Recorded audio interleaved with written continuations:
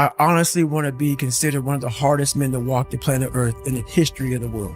And what I mean by hard, I'm not talking about the guy who does the most pull-ups, the most sit-ups, runs the most.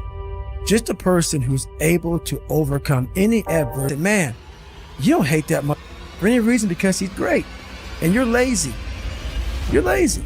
He makes you feel like shit every single day.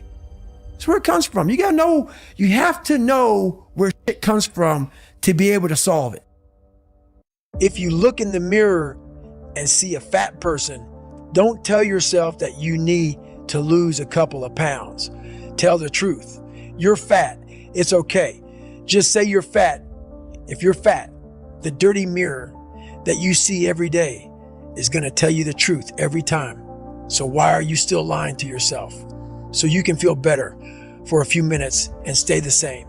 If you're fat, you need to change the fact that you're fat because it's very unhealthy. I know because I've been there. If you have worked for 30 years doing the same stupid job you've hated day in and day out because you were afraid to quit and take a risk, you've been living like a coward, period. Point blank. Tell yourself the truth, that you've wasted enough time and that you have other dreams that will take courage to realize, so you don't die a coward. Call yourself out. Nobody likes to hear the hard truth. Individually and as a culture, we avoid what we need to hear most. This world is messed up. There are major problems in our society. We are still dividing ourselves up along racial and cultural lines, and people don't have the stomach to hear it. The truth is racism and bigotry still exist, and some people are so thin-skinned they refuse to admit that. But if you are the only and you aren't stuck in some real world genocidal twilight zone, you better get real too.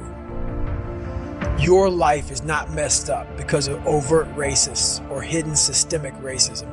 You aren't missing out on opportunities, making no money and getting evicted because of America or Donald Trump, or because your ancestors were slaves, or because some people hate immigrants or Jews or harass women or believe gay people are going to hell.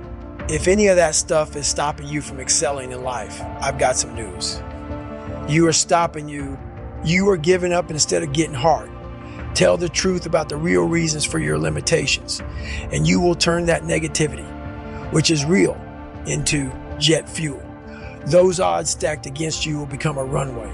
There is no more time to waste. Hours and days evaporate like creeks in the desert. That's why it's okay to be cruel to yourself, as long as you realize you're doing it to become better. We all need thicker skin to improve in life. Being soft when you look in the mirror isn't going to inspire the wholesale changes. We need to shift our present and open up our future. I'm not teaching good side of life. So I had to figure out a way when I came on in 2016 of teaching you what life really is for the majority of us is hell. And so while people love to show you the cars and the house and the vacations and all that's good, all that's happy, I'm going to show you the side that I know most of you are going through. And people hide very well. I don't want to hide anymore. I hid for 24 years. So that's why now when I told you, we can talk about whatever you want. Because as human beings, the first thing we have to learn, I also stuttered real bad growing up. So if you hear me stutter every now and then, it's because that was part of my life also. So it's funny, human beings want to show you the best side, and they want to hide the worst side. For me, I'm going to teach you how to be vulnerable, because that's the only way you fix yourself.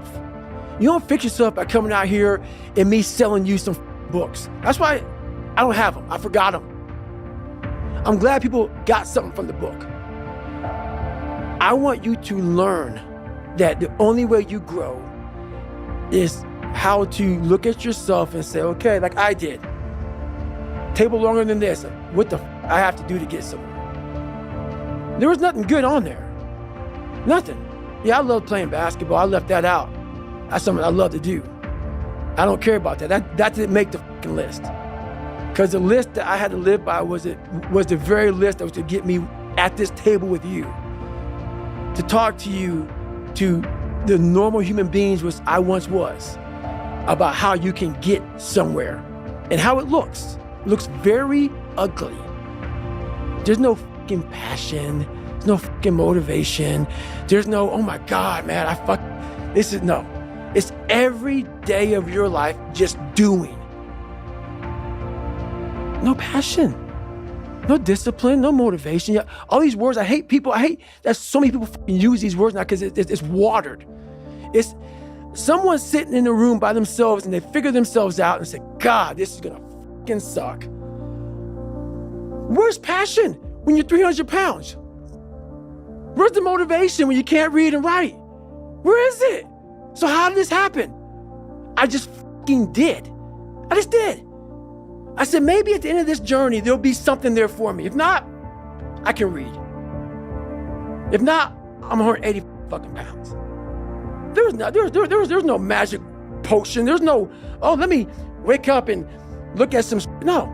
All those words are overused. They're bullshit. It's all bullshit. Just do. You're living. How do you want to live? How do you want to die? How do you want to fucking be remembered? That's it. That's it. Period. Some criticize my level of passion, but I'm not down with the prevailing mentalities that tend to dominate American society these days. The ones that tell us to go with the flow or invite us to learn how to get more with less effort. That shortcut bullshit. The reason I embrace my own obsessions and demand and desire more of myself is because I've learned that it's only when I push beyond pain and suffering, past my perceived limitations, that I'm capable of accomplishing more, physically and mentally, in endurance races, but also in life as a whole. And I believe the same is true for you. The human body is like a stock car. We may look different on the outside, but under the hood, we all have huge reservoirs of potential and a governor impeding us from reaching our maximum velocity. In a car, the governor limits the flow of fuel and air so it doesn't burn too hot, which places a ceiling on performance. It's a hardware issue. The governor can easily be removed. And if you disable yours, watch your car rocket beyond 130 miles per hour. It's a subtle process in the human animal. Our governor is buried deep in our minds, intertwined with our very identity. It knows what and who we love and hate.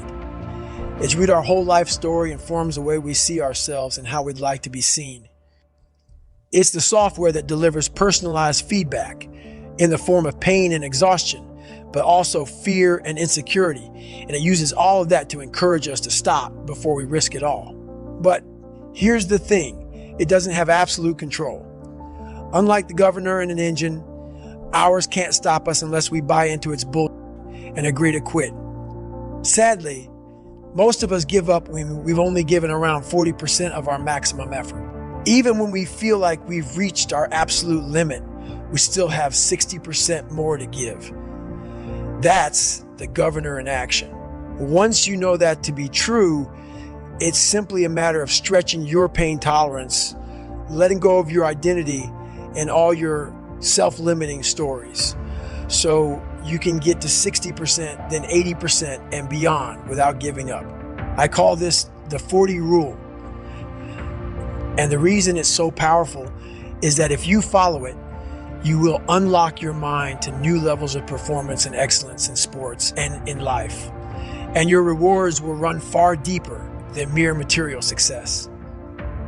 The 40 rule can be applied to everything we do.